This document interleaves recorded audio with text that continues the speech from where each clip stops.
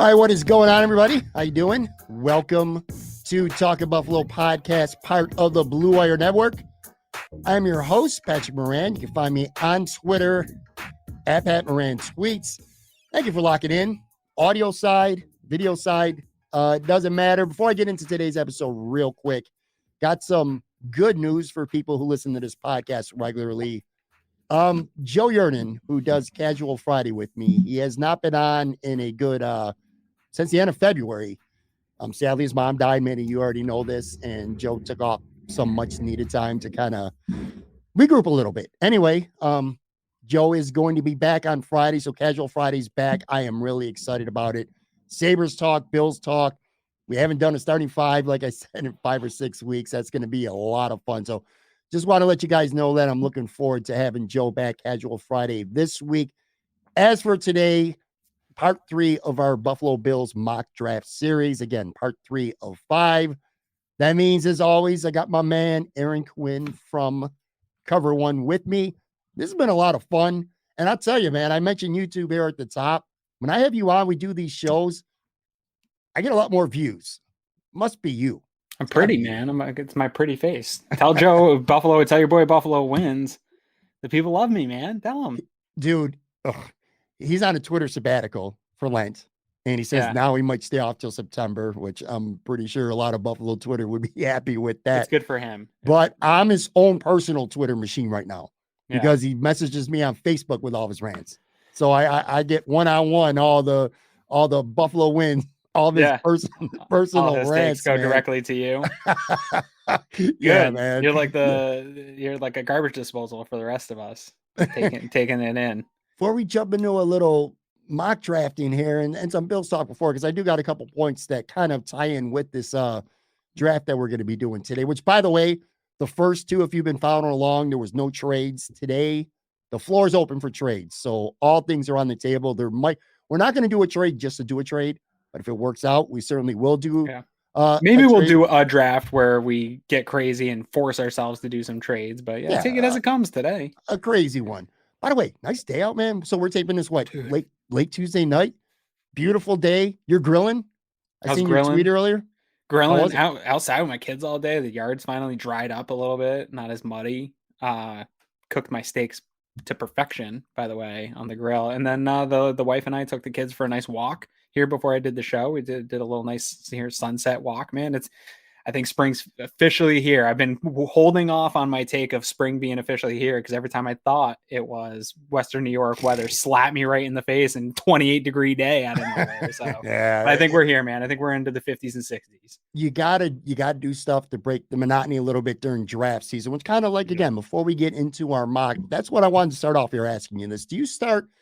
All right, so we're in April now. We're a good, 3 weeks and a couple days away from the actual NFL draft, which begins on April 28th. And for all you listening and watching out there, if you didn't already know, Aaron's actually going to be there at the draft along with Greg Thompson and Eric Turner from Cover One. That's really cool. But anyway, you get to this time of year, and we've done some mocks. I know you do plenty of mocks on your own. Mm-hmm. You know, you discuss it on Cover One. You're on Twitter enough that you see other people's mocks, and those are discussed all the time. You go through all these scenarios in your head, and you think you have something pinned down. Then another possibility pops up. But when you get to this point a couple of weeks before, and you've done so many of these, or you've spent so much time trying to learn about these prospects and just the draft process in general, and these mocks and these players and stuff, do you start to get at least a little bit draft fatigue? Again, you're looking at this time of year. We've done this so much, and you spend so much time and energy. When the bottom line, and you know this, and I know this, and most people know this anyway, we don't know shit. We call this an exercise. We're taking educated and semi-informed guesses.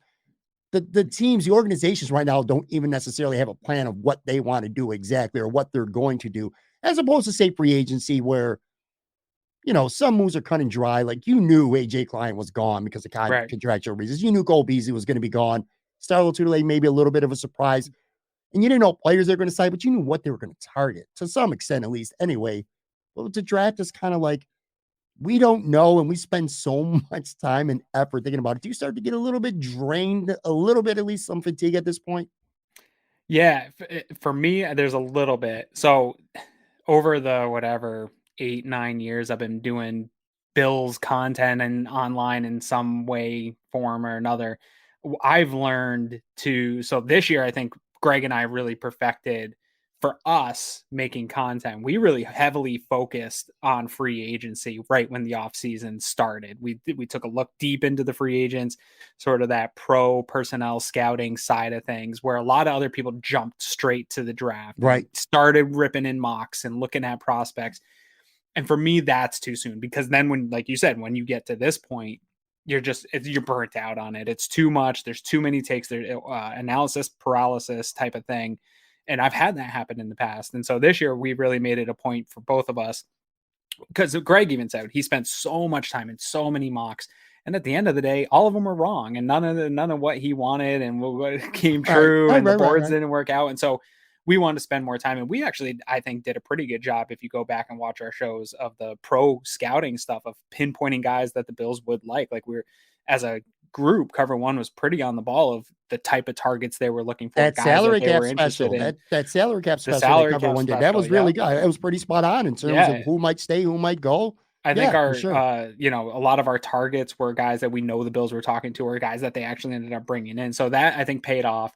And it paid off in the way that I'm not totally fatigued right now, because Greg and I are only probably a month, 3 weeks into like our full draft content, really getting into mocks. And so I think if you push it off just a little bit, there's so much content out there that you can really get caught up pretty quickly too. The draft is its own machine at this point. You have the Draft Network, which is an entire network just dedicated to draft information, and there's a bunch of others. PFF does a ton of draft work, so there's easy ways to get caught up nowadays. And Cover One, you can come over.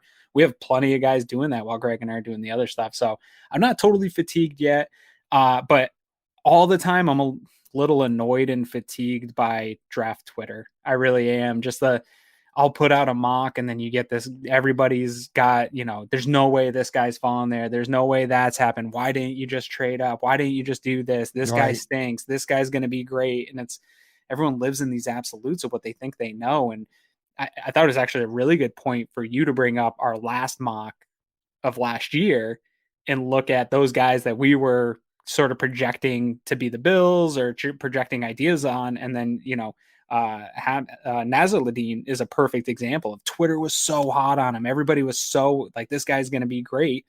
He barely saw the field last year. He's a special teams kind of role guy. He got on the field, and the Jets pulled him. They benched him for the rest of the season. So all these takes of these third, fourth, fifth rounders that people are like, oh, just get this guy and cut that guy, or this guy can come in and fit this piece for us because his highlights are fantastic. It rarely works out like that. We really don't know what we're talking about. So I think that's the fatigue that I have, is all these absolute takes of people really think that their opinion is absolutely right about these draft prospects, when really it's educated guesses, like you said before. Yeah. And I'll tell you too, at this point, I think you can talk yourself into almost any position. I mean, obviously not quarterback, stuff like that. That's not going to happen, but right. I don't care that they sign Bates. That doesn't mean that they won't take a guard in the first, even in the first round. If the one they love, falls there. We talked about running back, it sounds at first, it's like, well, Devin Singletary played so well at the end of last year. Why would they want to draft another running back? Well, for starters, because he might not be here in 2 years. Right. And another running back might be able to add another element to it. Yeah. Sure. I will say, even you've got last week, I kind of pushed aside your idea of linebacker, and over the last week, I'm not opposed to the idea. We'll see how it falls tonight. It could be a thing. Listen, I'm telling you right now, and I sincerely mean this, I am not sleeping at linebacker, whether it's 57, whether it's a move up from 57, or even if it's 25. I'm not sleeping at linebacker, because I firmly believe in my heart right now that the Bills are going to draft with their first 2 picks. I think it's going to be about the financial future every bit as much as what player can we draft right now that's going to step on the field in September and make our football team better right now. Now, obviously, they want guys who could do that too. But again, I think the eye on the future is going to be huge. And going in the next year with Singletary, with Dawson Knox, with Ed Oliver, with Tremaine Edmonds, who, he's in his option year now. I know I'm forgetting someone else. Devin Singletary, Jordan Poyer. this team cannot keep all these guys. And let's not even, because we're going to talk about him in a second too. Yeah. Stephon Diggs, man. They're going to Right. have to get a deal. If it's not now, if it's not this summer, it's certainly going to be after this season. Mm-hmm. So you can't do all this. Right. Some of these guys, good players. Did you say Dawson Knox? I did say, I said Dawson Knox too. So it's like some of these players you are going to have to say goodbye to. Yeah. And I'm not saying the Bills won't pay Tremaine Edmonds and Matt Milano. It's not impossible. But if they do, it's going to come at the expense of other stuff for sure. Totally. And we, one of the things that changed my mind is we heard a rumor this last week that on Twitter that the Bills may be aggressively trying to move up in the draft, and that would require a trade of a player. They're talking about trading players and moving up in the draft. And when we reached out to sort of look into that more, without getting a total confirmation, it would basically be Tremaine Edmonds for Tremaine Edmonds replacement type of a trade. So that rumors aren't coming from one Bills drive, that much I do know. But other teams, if there's conversations happening around the league, and Brandon Beane's going to have these conversations, he's going to put together the contingency plans for draft night so that if something happens in the particular way that he wants, he's prepared to make that move already. So it's not totally unbelievable that he's already having these conversations with teams that are up in the spots where he thinks maybe a Lloyd is going to be sitting if a Lloyd falls, and hey, if you're interested, we'd like to move up, and maybe another team's interested in Tremaine, and you make a 3-way deal and get it all done with. It's a lot of moving parts, but it kind of puts in my mind that, I thought Tremaine Edmonds, as being a captain of this team, being a young guy that they picked with Josh Allen, was going to be part of the plan moving forward. But maybe it is time to reset the clock on that economic value of the middle linebacker position with all these big contracts coming up. You got to pick one of these guys, right? I agree with you. You're not going to be able to pay all of them. We'd like to keep them all, but you're not going to be able to pay all of them. And if you're not going to pay one of them, the one that makes the most sense, I think if you took a poll on Twitter, definitely the one that makes the most sense is to probably move on from Tremaine.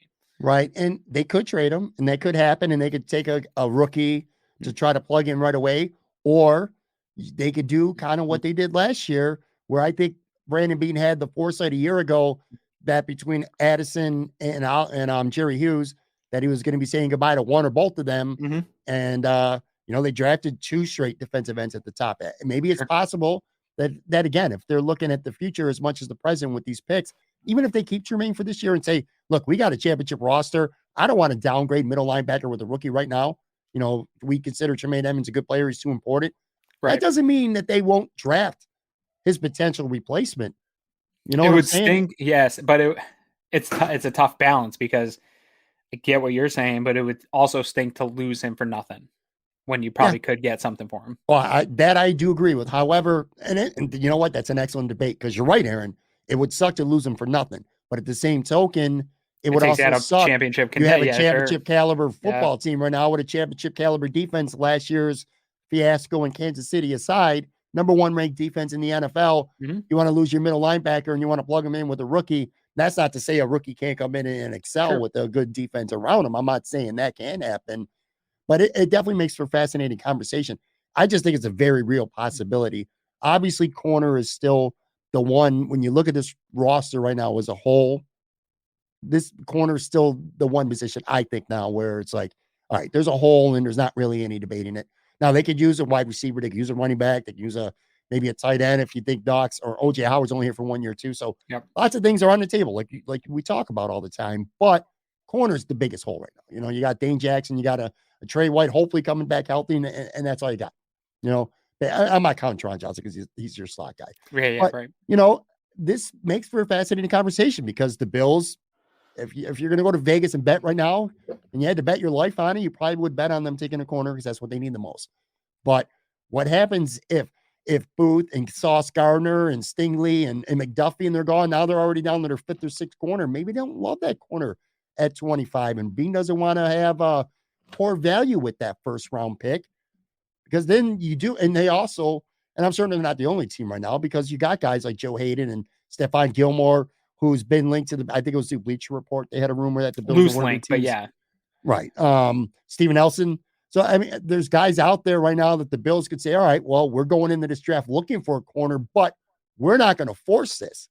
And if we don't get what we want in this draft, we'll just go get one of these guys and plug them in for a year. Like maybe we get a guy in the third or fourth round who we already know is going to take 1 or 2 years. You know what I'm saying? Right. So Yeah, it's going to be tough. This is the problem. So for obviously throughout the drought, it was so much easier with the draft because you were in that top 15 to 20 range of the first round. So you could really pin down sort sure. of how a board was going to fall. But picking at 25, man, especially when you're dealing with premium positions like wide receiver and cornerback, like one of those positions is going to go on a run and it's going to force other guys back to you. They And both might. so, yeah, they both might. But this is what sort of happened to the Bills last year. We were all looking at corner, and I said, look at the few teams ahead of the Bills. This could really run against the Bills to get a top corner. And then you saw Cleveland take a corner right before the Bills. You saw the Green Bay Packers take a corner right before the Bills. And then the Bills, you get to the Bills pick and there's nothing really available. And there's a lot of scenarios, and I'm not saying these mock drafts are right and that no corner is going to fall down to the Bills. But geez, man, most of these mocks that I'm running, it's not great situation at the cornerback position, in my opinion, based on what I perceive these guys to be, to take the corner there. And so I get a lot of people again in my comments telling me it doesn't matter who it is. I don't care if it's a second round grade. We've got to just take a cornerback round one because it's our biggest need and you got to fill that position no matter what. You got to do it. And I'm just not there. I think that we were talking a little bit offline here. I think they have enough picks to move around in this draft. And we're going to have some options with that with the mock tonight where, say the value's not there at 25, but there's a Gordon that you have that early second round grade on, and you have a deal where you can move up into the early second round and get rid of some of those later picks that are just kind of going to be surplus picks for you anyway, with the way this team's stacked. And maybe you can move up early into the second round and get that guy that you're targeting, that maybe he's not a first round value player, but he is a second round value player, but you're going to have to get up from that 25th pick in the second round to go get him. So it's a tricky spot to be in at 25. I really think that for the Bills, because of those other potential needs and the future needs that they're going to have, you really got to pick best player available. And when I say, just a warning, when I say best player available, I think some people think of it as teams have it ranked 1 through 30 in every single round, or 1 through 32 in every single round, and that they have first round values on 32 players or whatever it is. Usually it's like 15, 20 guys you have a first round value on. And so when you get to 25, your best player available might have a second round grade, right? And it's not going to be one player. Like when after every draft, GMs are sitting there saying, "Oh, that was our top rated guy on our board." Like that's not true. It's a tier of guys. You probably have 6, 7 guys that you're willing to pick at this position, and then it comes down to, okay, so we like all these guys. We have 5 or 6 of them. So then what's our positional need within this group? What's our future need within this group? What are the economics? Bruce Nolan and Joe Marino have done a good job of talking about, hey, whoever gets picked here, what is their positional contract value at this position going forward? Like, where are they going to be paid? Are they going to be the 60th highest paid edge? Or are they going to be the 20th highest paid running back? Like, where are they slotted? All those things go into effect. And now, to steal something from Bruce, it's a polarity pie that goes in there, but it's not this ranking of, oh, we're at pick 25 and the 25th best player is still on our board, or the 26th player, we're going to take that guy because he's there. It's more of a tiered system. Let me circle back to, because while you were talking, I remembered something that I wanted to bring up with the linebackers too. We just spent time talking about it just now. The possibility of maybe they make trade Jermaine Edmonds because they're not going to pay him long term. There is at least a possibility, and I'm not for it. I'm not saying I'm pro this. In fact, I would not like it. But maybe, just maybe, Matt Milano can end up being the outside guy out, because there is a school of thought that while Milano is probably the better player than Jermaine Edmonds, Matt Milano of the two might be more easily replaceable.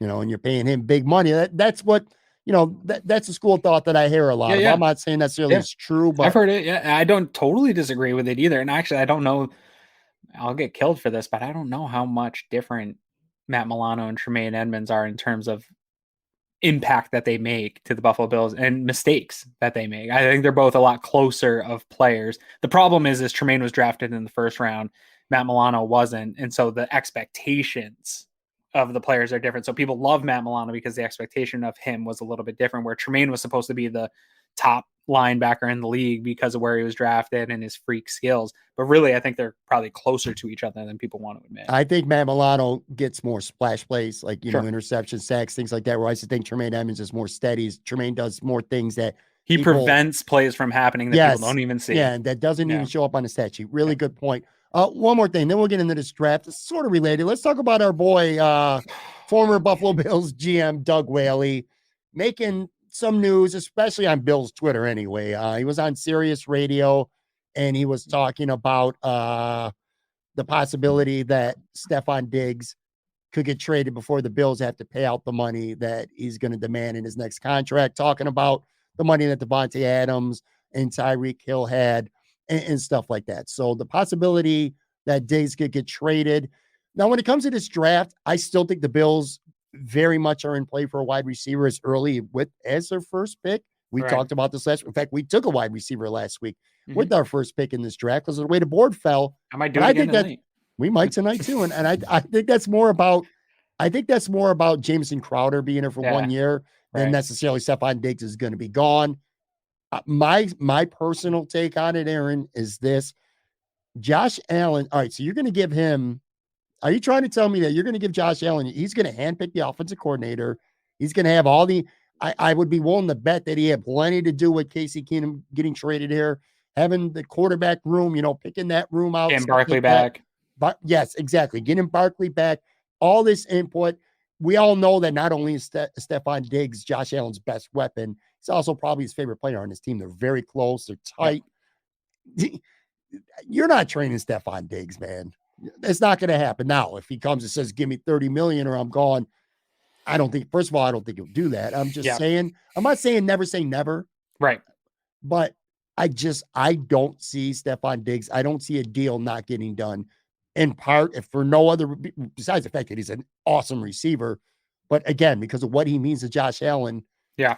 On and off the field, maybe for that matter too. Yep. But Doug Whaley is taking some blows on Bill's Twitter. I feel like, you know what? Usually I'd be like, Bill's Twitter, you're being a little, you're being a little obnoxious. You're overreacting too much. But I don't know. Stay in his lane, I guess. I don't know if he should be saying shit like that. I kind of feel like the beating he's getting on Twitter's deserved right now. Anyway, your thoughts on Stefon Diggs and what's going on? I've got some thoughts on this, and cut me off if I start rambling. Just cut me off if I go too far here. So I want to start with Doug Whaley because this is not the first time that he's been brought up and taken over my timeline with takes from Doug Whaley. And I would like for people to stop making Doug Whaley relevant. Okay. Because the only time he's relevant is when people bring him on to have conversations with him and he talks about the Bills. There's no reason we need to be hearing Doug Whaley's thoughts. So this is a guy that probably never deserved to be an NFL GM. He was given this role by being Buddy Nix's predecessor. Buddy Nix was not a great NFL GM. And then we went with Doug Whaley. It was not a good fit with him and Doug Marrone. It wasn't a good fit with him and Rex Ryan. Whoever's fault it was, Doug Whaley was responsible for a pretty bad time in Buffalo Bills history in terms of the product on the field and what that cap situation was like when we got this new regime. And people will say, well, they had a bunch of stars. I had one guy tell me, well, they had a bunch of Pro Bowlers on that team. It's like, cool. At best, that was a mediocre team no matter what. They didn't get the quarterback right. They failed there. They gave out massive contracts to guys with names and were getting Pro Bowls, but these guys weren't winning football games. The product wasn't good. And so then Brandon Beane and Sean McDermott come in and being as nice as possible, kind of were like, dude, this cap situation is absolutely atrocious. Like, we're going to have to rip this thing down to the studs, which is what everyone but Jerry Hughes, pretty much, Shaq Lawson, they ripped that pretty much Band-Aid right off. Ended up with $50+ million in dead cap space in 2018. All of that was Doug Whaley's fault. And so I don't want to hear about salary cap conversations from a guy like Doug Whaley, who absolutely left the franchise in shambles. He hasn't been back in the league. That's hard to do. If you were a former GM, that's telling. He's gotten a couple interviews over the years, but what are we, 5 years removed from him being in the NFL, and nobody has brought him back as an assistant GM, as a director of pro scouting, nothing. You'd have to feel with the way the Bills, if he was getting credit for the Bills being built, even if he wasn't here as they've ascended, you would think somewhere along the lines he'd have another job by now. Absolutely. And, I know he's tried to take credit for the Sean McDermott hiring. And even if he had that, you would think that a team would sniff him out as, oh, hey, you left the Bills in a good Right. spot. We would like to bring you in and try to get some of that success. He hasn't touched the NFL. He got into the XFL, which, I mean, I think anyone with any football background could probably get into the XFL at this point. But so I think he's totally irrelevant. I don't think there's any reason we need to be hearing from the guy, to be honest. I have nothing personal against Doug Whaley. I thought he made some good moves. I don't totally hate the guy, but I'm kind of sick of hearing about him. And the only reason he's relevant is because we hear about him from these interviews and then it gets talked about. So it frustrates me that we even have to talk about it. Well, let's pretend someone else. Let's pretend someone with some credibility talked about Stephon. And with that said, he's not totally wrong in what he said. I just don't think it has anything to do with this year. Stefon Diggs, in my opinion, again, like you said, never say never. Anything can happen in this league. But we just talked about it with Tremaine Edmonds. The Bills are built to win a Super Bowl today. And Stefon Diggs is probably the second best player on this football team next to Josh Allen, who's probably the best player in the entire NFL.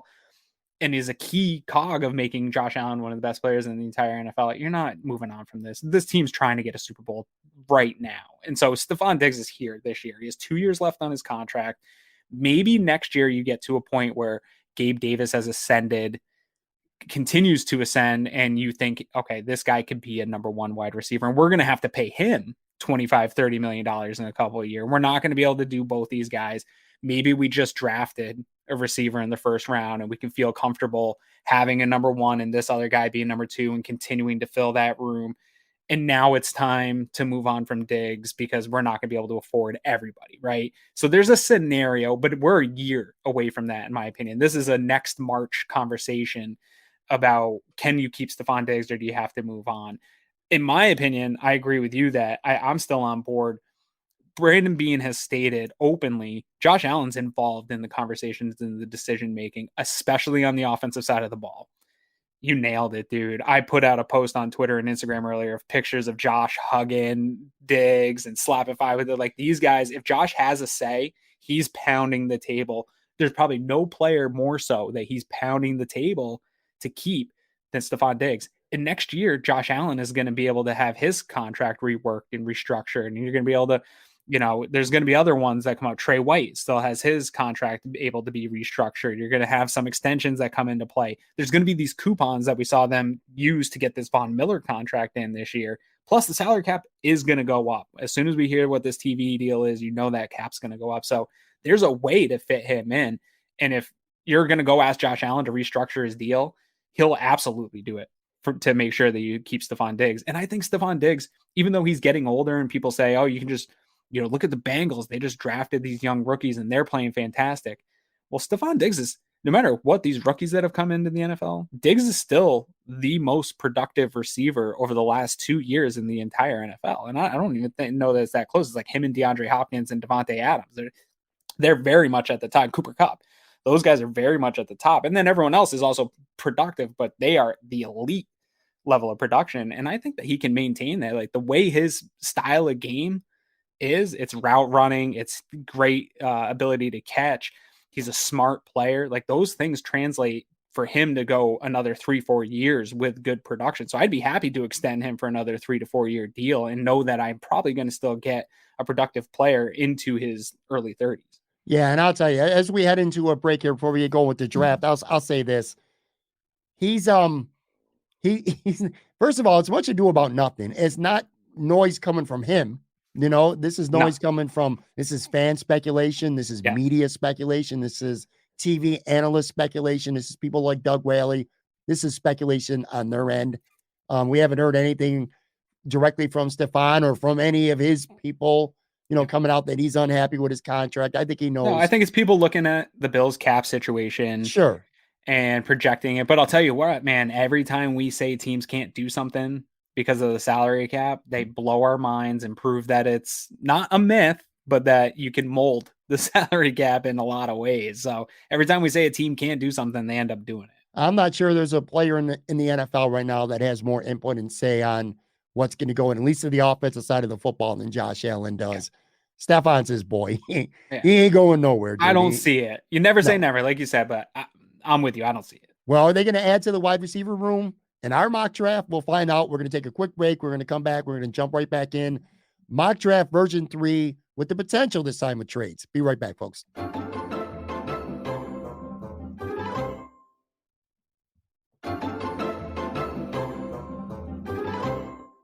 All right, I'm back with Aaron Quinn from Cover One. We're about to jump into our third mock. Before that, let's review last week's mock draft.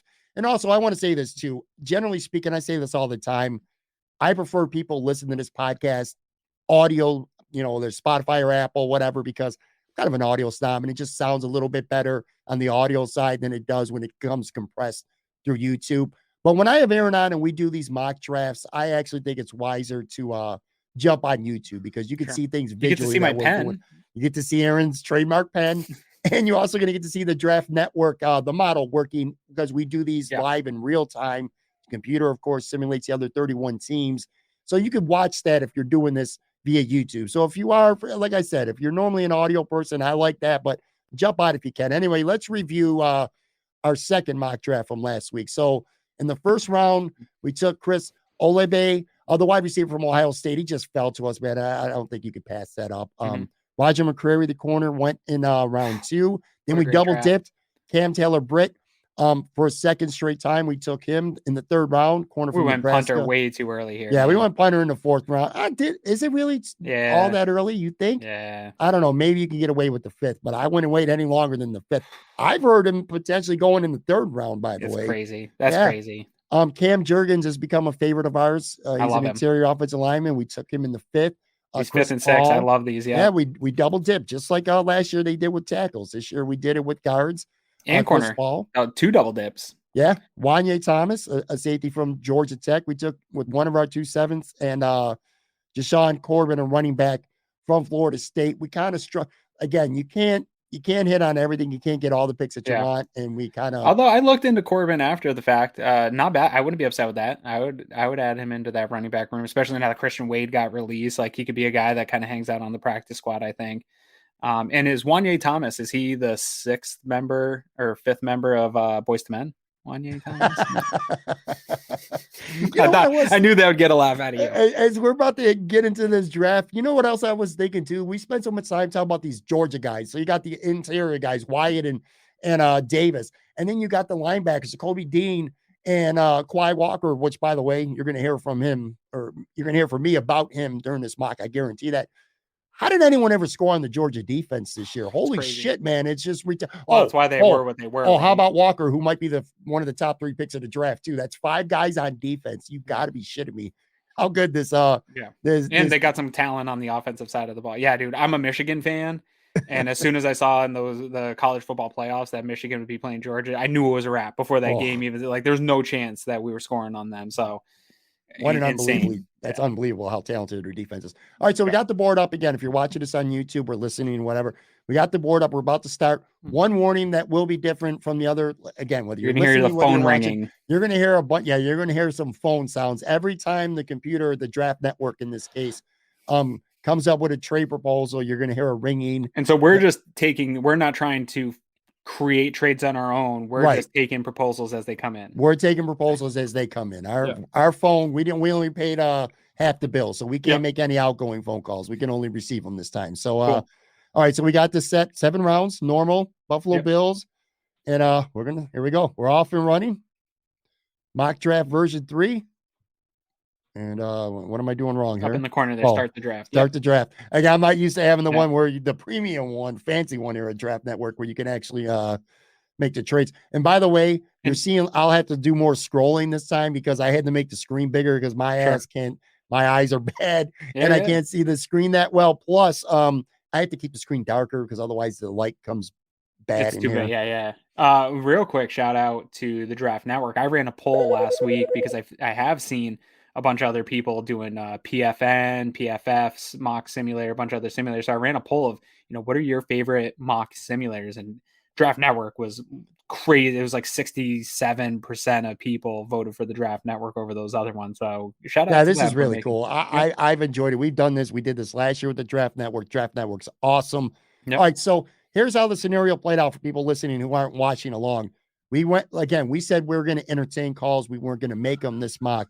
So we got nobody through the first 24 picks called us. So now the Bills are on the clock at 25. However, we do have an offer from Kansas City. And the one thing that is wrong about Draft Network, just for people, again, who are watching and not listening, it has the year 2021, but it's actually 2022. Right. So, and that's just a programming thing. Yeah. right. So, yeah, not a big deal. So, anyway, the Kansas City Chiefs want to, what do they want us? They want us to move down. So, the Kansas City Chiefs want to, They want 25. They're going to give us their 29. 29th. So we're staying in the first round plus 2 sevenths. Yeah. See, this makes no sense to me. This makes exactly. And by the way, Aaron and I talked pre-show too. We're going to try to have some common sense. Like, say if this would have been the other way around, who in the hell wouldn't take this? Like, if we wanted to move up 4 spots and only had to give up 2 sevens, we're not going to do that because that's just not realistic. So we're going to decline this. There's a bunch of reasons this doesn't make sense to me. Even I don't want 2 sevenths this year. That's not going to do anything for my roster unless I'm later moving it for later picks. Mm-hmm. I also don't want to give Kansas City. I don't want them to come up and get a player that they want. Screw those guys. Oh, hold on. We got another trade offer, and this one was from Atlanta. They want us to move all the way down to 40? They want to come up to 25. They want Buffalo to go all the way down to 43, and they're only offering a third. So we would have 2 second rounders and 2 third rounders. Right, but we would go down, what is that? 18 spots. I don't think 18 spots. Yeah, that's not enough. Yeah, that's not enough. So if you're going to move down 18 spots, you'd have to throw in a number. It would have to be like a second and a number 1 next year. You know what I mean? Sure. So I love the idea. If there's a scenario where they did what you said, I love the idea of giving up this first and walking out with 2 seconds and 2 thirds of this draft, and then maybe even packaging up some later to move back up in the 4th or something. I'd rather get in this top 100 players and take 4 or 5 top 100 players than get a guy here in the first round. I agree 100%. And we also talked, and we've talked occasionally throughout this whole process. When a team's as good as Buffalo is, some of these guys are going to have a hard time making the roster. So I think it's more likely that we would want less picks and moving up than we would packaging a bunch of 5th, 6th, and 7th rounders who probably aren't even going to make this team anyway, at least some of them. All right, so the Bills are going to make the pick because there's no more offers. We're going through the board. I'm scrolling up here, and no names are really, well, positional-wise, Sauce Gardner. I don't spend any time thinking about Sauce Gardner. He's not going to be there at 25. You're going to have to move up to get him. By the way, as we go through this, Aaron, I did use the old chart, the old draft value chart, just to figure if the Bills did want to move up. Like, let's say we said we could be aggressive. Can you scroll up a little to see who we would be moving up for while we're having this talk? Sure. So, like, say you wanted to get up to from 25, go down a little to say we want to get Devin Lloyd or Trent McDuffie, 21, 22. What are we looking at? Probably a third to move up that. Now, if you took the Bills first and second, which is 25 and 57, and you did the draft math, like the chart, that would get them to about 15, 16. So if you wanted to go according to the chart, which again, it's not the Bible. Sure. Sometimes you give up more, sometimes you give up less. But if you're out there and you're watching, you're listening, and the Bills are at 25, you want them to get up to 15 because you really love a corner or receiver or whoever.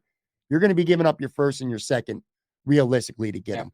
So, so again, in this scenario, can you scroll down real quick? Sorry. Let's see where these other corners went. So Booth.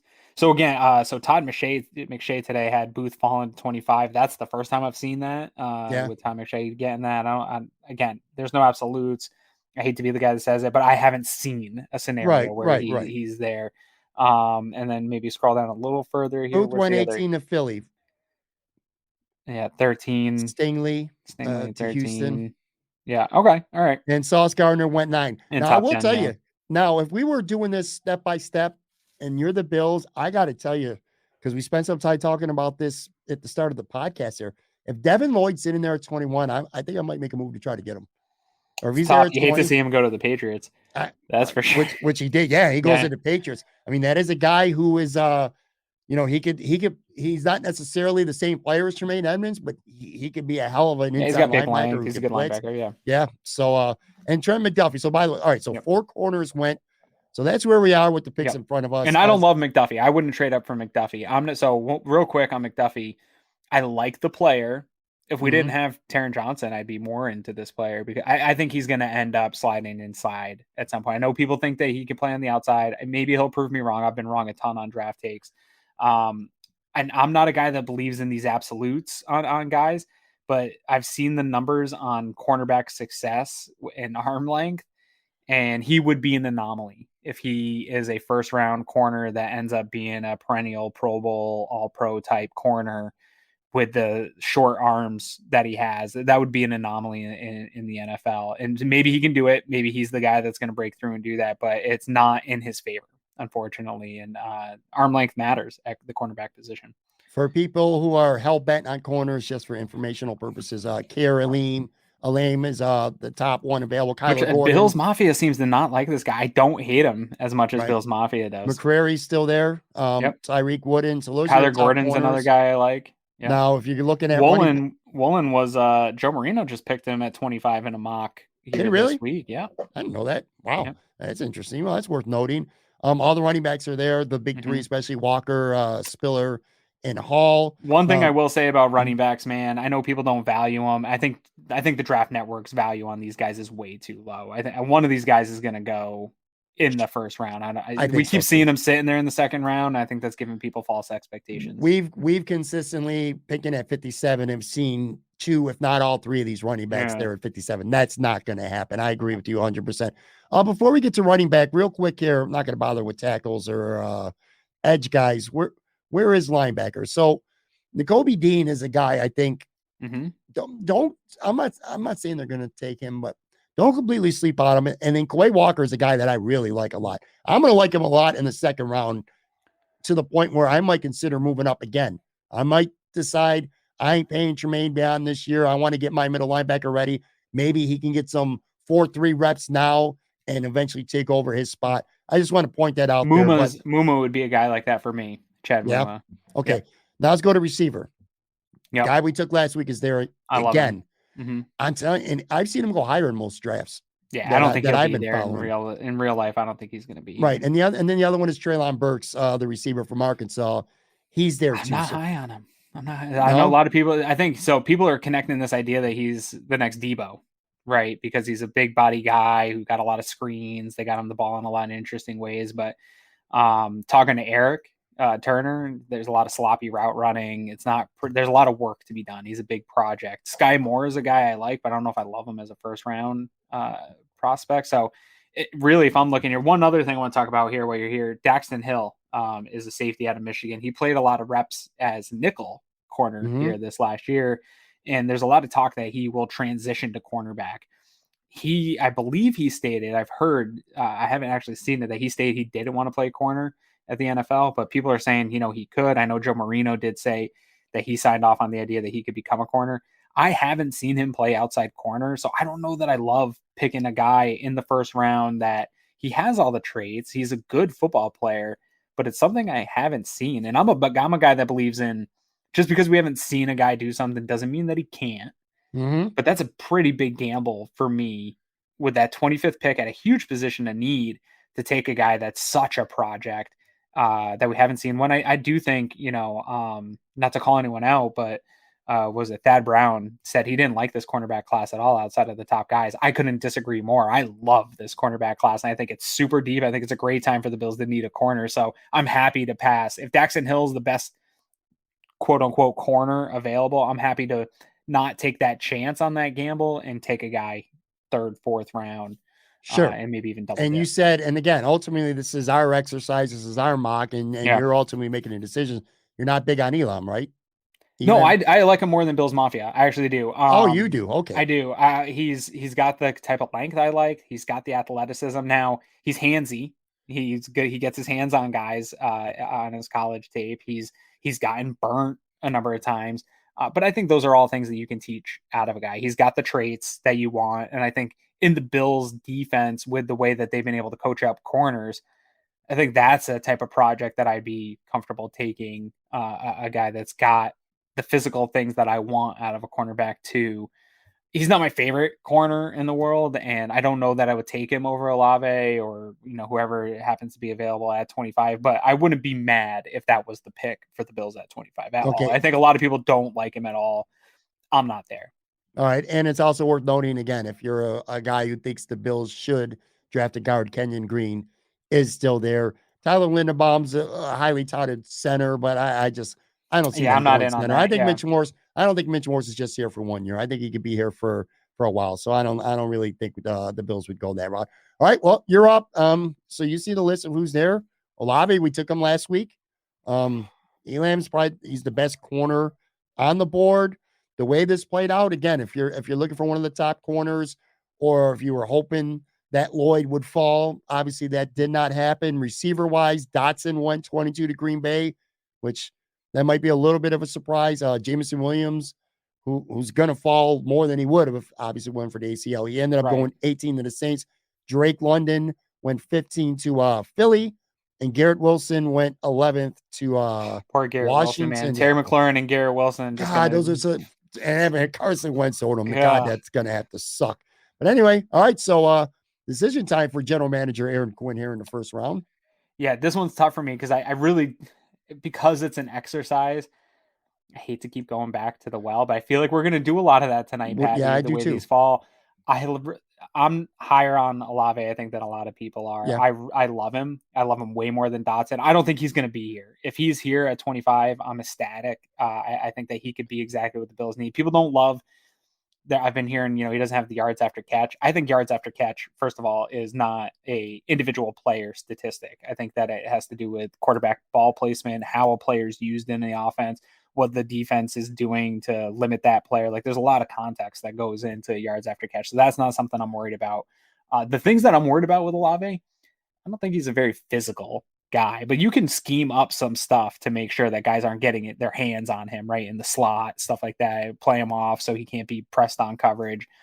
So I think you can limit some of the physical nature of football, but I think that's where his biggest struggle coming into the NFL is going to be. He's not a really physical guy, but he can outrun a lot of dudes. And so I think that he's going to be a good fit. I'd be happy to take Olave right here. And I think that's what we're going to do, just because, again, I like Elam more than most. I don't like him more than Olave. And I see both those things as needs. And I know, hopefully, this board will fall, that we'll be able to still get a corner. And maybe there'll be a trade here in the early second round where we can come up and get a Gordon or a Woolen or somebody like that. All right. So we're going to take Chris Olave again for a second straight week. I get this feeling Kenyon Green is going to be in play if he's on the board at 25. Yeah, he will be. I don't love not great value though, man. It's not great value. It doesn't feel like great value. So all right, so we're rolling. Oh, Woolen's off the board there. Yeah. Yep. Yeah, I don't love Green there, especially with I'm really high on Jurgens and I'm really high on Chris Paul. McCrary. All right, so we got a trade offer. The Chicago Bears have come calling. All right, so what do they want to do? They want us to move up, right? Yeah, they want us to move up to 48. Correct. And we would give up 57 and a fourth. Now, see, this feels like a realistic trade possibility here. Yeah. Now, you know what the one mistake we're making, which we can't do anything about now in hindsight, is I wish I had this open in two windows so that I could kind of track who's on the board and who's not. Well, we could write this down. We could write this down and re-offer the trade back to them if we could go look. I don't know how to do that. Well, no, I'm saying I think you can offer a trade in there, but it's hard because we can't see. Right. I know Roger McCreary's not there and Woolen's not there. I don't know that there are other guys available that I'm interested in trading up for. If it's not, if I hit out, you want to hit out and see what happens if I hit the X out? Yeah. So what was this pick though? So if we want to go back to it, so 48 for 57 and 130. But if I think you have to resume the draft. So then pause it. It's too late now. Oh. All right. So now Kansas City's calling. They want us to move up 5 or 7 spots to 50 and only a 6th rounder. See, that's not going to happen. No. You know what I'm saying? I don't think that's going to happen. But just for the sake of discussion, I do want to go back to where we could have been. We'll look at what was out there. So we're going to part of the exercise. We should accept this for everyone watching. Aaron and I just don't feel this is realistic. You're not going to give up 48 and 50 and see what would have been there. Right. So we'll decline that. God, everyone's trying to trade with us now. Now we got the Eagles on the horn. They want us to move up 6 spots, and they want our 4th. They want our 4th for 57. And so you scroll down, there's more. They want more. They want so they were swapping 2nds, 4ths, and they want our 5th to do that. That's you know what? I mean, you're moving up 4 spots. You're losing in the 4th round. You're losing 6, which means less in the 4th round. You're giving up a fifth. I don't hate that. So it's 51 and 124. We'll go. I guess for the sake, we'll look at those when we get there because I don't know who's on this board. I wish Right. Draft Network would fix this. I'm going to talk to Joe. We're going to get this fixed. So I should decline? Yeah. All right. I think I would have made that trade if it was real life.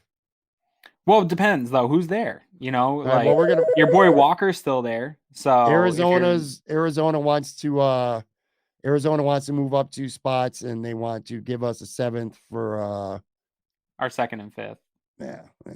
That's not a good deal. Yeah, that's not good. All right.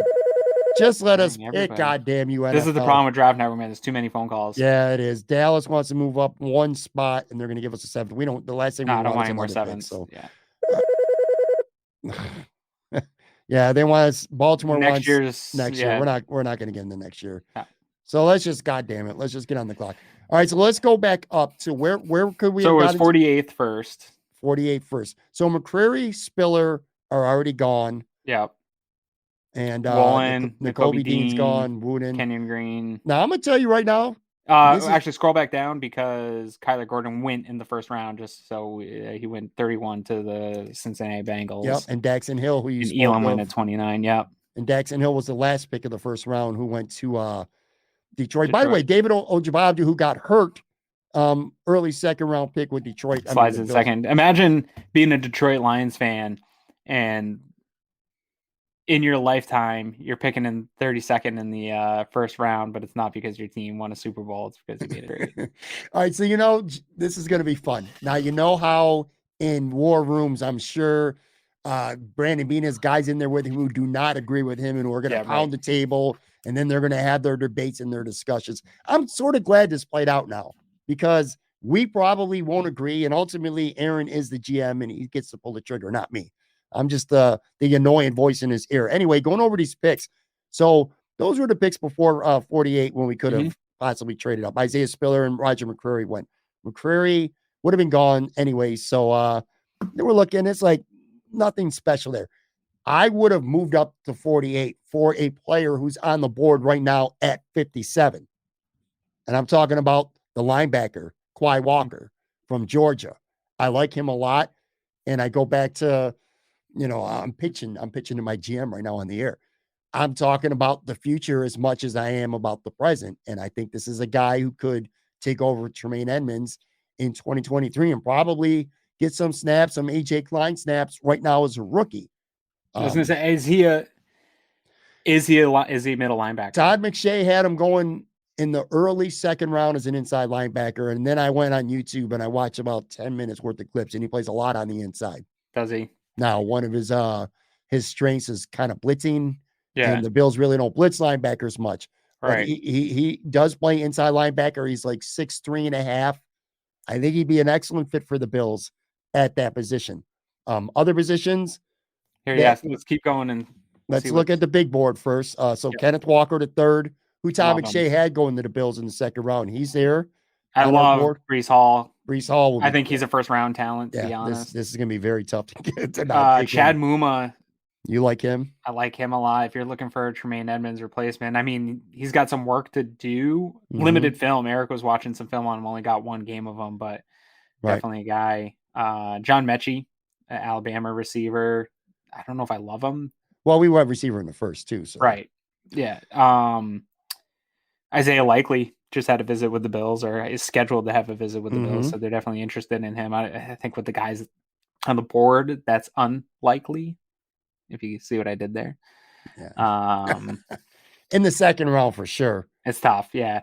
For me right here, I can listen to Walker, but if we're talking about linebackers, I'd love to have that conversation about Muma as well. And I believe he's more going to be inside linebacker caliber type player.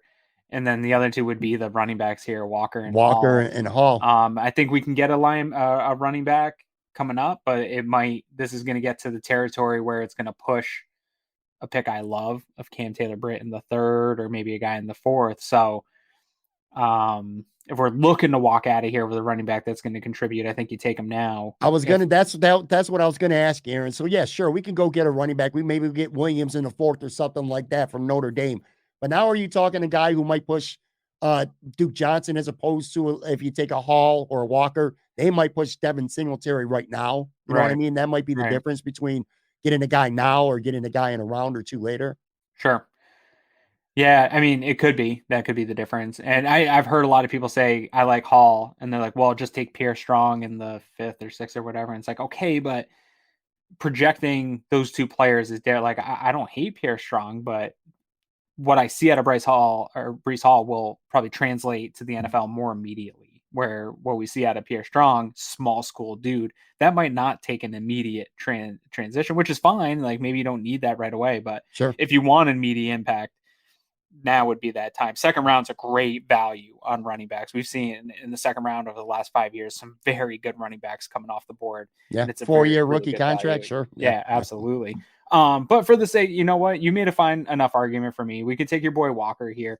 And just, I think for the listening audience, know that we're happy with Quay Walker, Kenneth Walker, Hall, Chad Muma, all at this position. And again, just look at cornerback real quick while we're here, just to see who would have been available remaining. Goodrich, Taylor. Yeah, I don't love any of these guys. I love Cam Taylor-Britt. Martin Emerson is a guy that, maybe we hold off and wait for him in this draft. Yeah, okay, we're fine. Yeah, let's take your boy Walker. All right, we'll take Walker. I won that battle. All right, man. That makes me feel good. All right, Hey, so I'm now easy we're to gonna work with, man. I'm not a Sean McDermott. I'm not a jerk. I'm not going to tell you what to do. we're gonna get into the round. We're gonna get some trade offers, I'm sure. I think we're gonna get to the point now because we'll start flying through these where guys we've already pitched and we've talked about on the first 2 weeks. Walker if they're just went there, to the Giants. Yeah, there's no reason to not take guys that we've taken before because we like them already and we know that. Seattle wants to move up. No, they want us to move up. They want us to move up. They So want what are they wanted 72 and 109 for our third, our fourth, and our fifth. I could be sold on this. Yeah, and maybe. I mean, this is so tough without knowing what's there. I wish there was a way to pause these. We'll have to figure that out for next week. Yeah. At least we know what the trades kind of are and that what is available to us to trade. Plus, for fun, because again, this won't even be a discussion to me because we've taken them the first 2 mocks. If we can move up 17 spots and we lose our fifth, and we're going to get our guy that you like a lot, Cam Taylor-Britt, there's no reason to not take him. You know what I'm saying? Right. So let's accept this trade. You want to accept it? We'll lose our fifth. What do you think? I like that fifth. Okay, we don't have to. That's Cam Jurgens territory. We can decline. Yeah, if I'm gonna package something, it's like, I don't know. It's hard not knowing what's on the board, and I know because I've done so many of these. I know Cam's gonna be there. There's no need to move up and grab him if he's gonna be there. Maybe he won't be this time, but your scouting's done its work. All right, let's decline then. I just feel like we're gonna get 20 more of these anyway. We are gonna get a bunch more of these.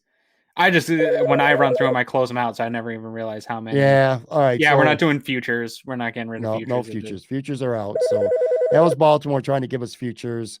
So Minnesota. They want the Vikings want us to move up to the 77th. They want our third and a sixth. That could work. Yeah. Yeah. Feels semi-realistic. I mean, that'd be a realistic movie. Let's do it just so we at least made a trade. So we moved up for someone in the third. Let's accept it. All right, the Bills are on the clock now. Let's look at the top of the big board. Your boy's there, but now we took Walker. You already took a linebacker. You took my advice and you lost because of that because you could have got your guy that you liked by moving up in the third. That's what you get for listening to me. You just got fired. You're Isaiah Likely, the tight end who has visited. Yeah, he's on the board, so we know the Bills have interest in him. Calvin Austin the third would be a guy that I think the Bills would like, but again, you've already used the receiver up. Right. Is our boy gone, man? Let's look at corners first. Let's go right there. And no, he's there. Yeah, Cam Taylor-Britt is there. It's going to be a reach. It'd be tough to not take him.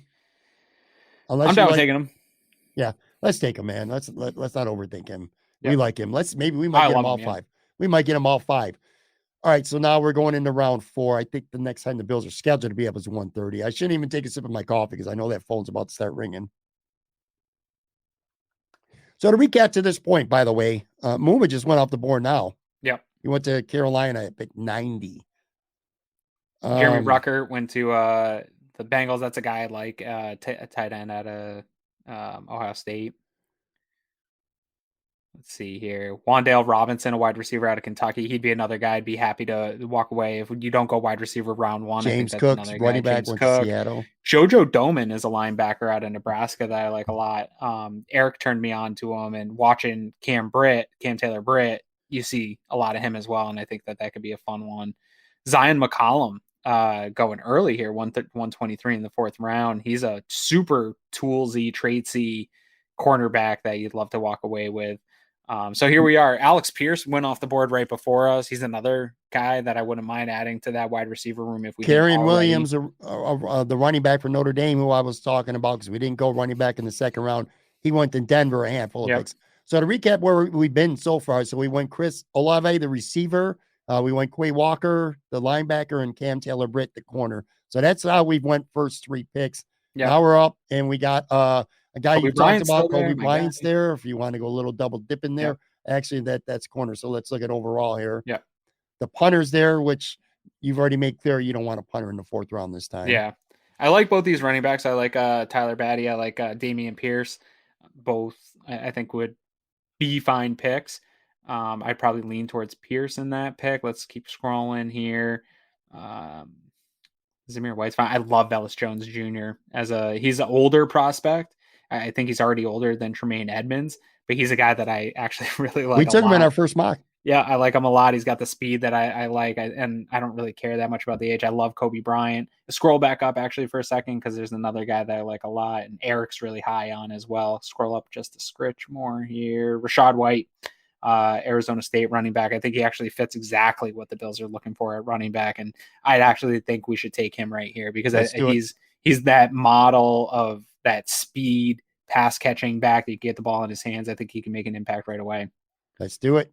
Rachaad White, running back, is off the board. He is now a Buffalo Bill. Duke Johnson, you're in trouble. Or whoa. Maybe I missed. Maybe Zach Moss. Maybe Zach Moss. Maybe you're in trouble, buddy. Yeah, I hope so. Kobe Bryant's gone. He went last pick in the 4th round, last pick in the 4th round. So he's off the board. Damian Pierce, a running back we were looking at, off the board at 149. This has been our Cam Jurgens territory, by the way. Mm-hmm. Yep. We've went him the first 2 times in the 5th. Coming up on the Bills pick. Jurgens is gone. Oh, you son of a bitch. Good for the Colts, man. They have a great offensive line. Of course, they would add to that offensive line. All right, so the Bills are on the clock. So there were, I think teams have realized that we don't want to deal with them, so they're stopping. They're not ringing our phone here. Scroll up a little bit. That might be because we already got rid of a pick. So your boy, how do you? I don't honestly. I think it's Matt Araiza. It's Matt Araiza. I've been saying Arazia. I have no whatever. idea. I think he's about to Punter. be a Buffalo Bill, though. I hear Punt God is his nickname. I don't know if he is, man. I think this might be one of those deals where the Bills bring in some guy off the street that we don't know about, and they have a punter competition and don't fully address. This might be a dollar bet with you. I'm going to bet you $1 that he's gone. Where are the Bills picking right now? 168. Yeah, I'll bet you he's gone in the real draft before this. Maybe significantly before this. Yeah, I'll bet you $1. I'll bet you $1. $1 before the 168th pick. Yep. Yeah, whatever. Yeah, that's fine. So your ass ain't taking him. I already talked you into 1 pick. You're not going to fall for it again. Right. No, I'm honestly he probably won't be there in the next round in this draft, but I'm not, if it's not in this, we got rid of our 6th, right? What about, what's his name? I can't pronounce his first name. Lekitis Smith. You talked about him. Yeah, I'm into him earlier. And we missed out on Cam Jurgens, so this could be some interior offensive line depth. You want to pull that trigger? Well, let's see what else. So he's a guy probably right now that pops off the most of where I would go. Pierre Strong, again, we already took a running back, but he would be a guy there. Let's see. Damone Clark, maybe, probably not. We already took a linebacker, but if we hadn't, that would be a guy. I like Thomas Booker quite a bit, but they're pretty stacked.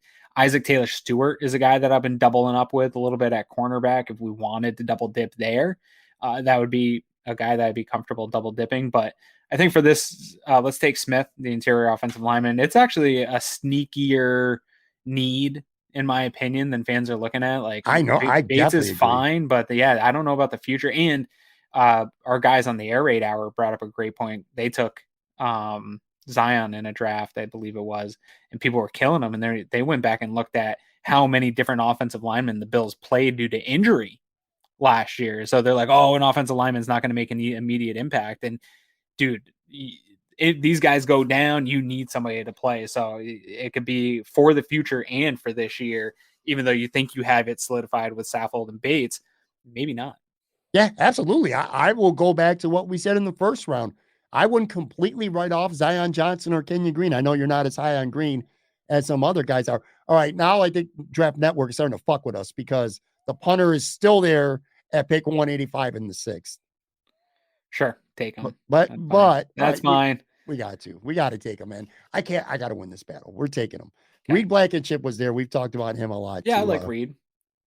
So I can't remember if the Bills, quite honestly, at this point, I can't remember if we got one or two more picks up. I think we might only have one. Did we get rid of our seventh? I can't remember in that trade. Wanye Thomas off the board. That's my guy. Yeah. Again, he's only my guy because it's like a Siran Neal pick who I love. Chris Paul just went off the board. Isaac Taylor Stewart went off the board. Guys I like. We took Chris Paul last week. I love Chris Paul. He's a big, mean dude. I like that a lot.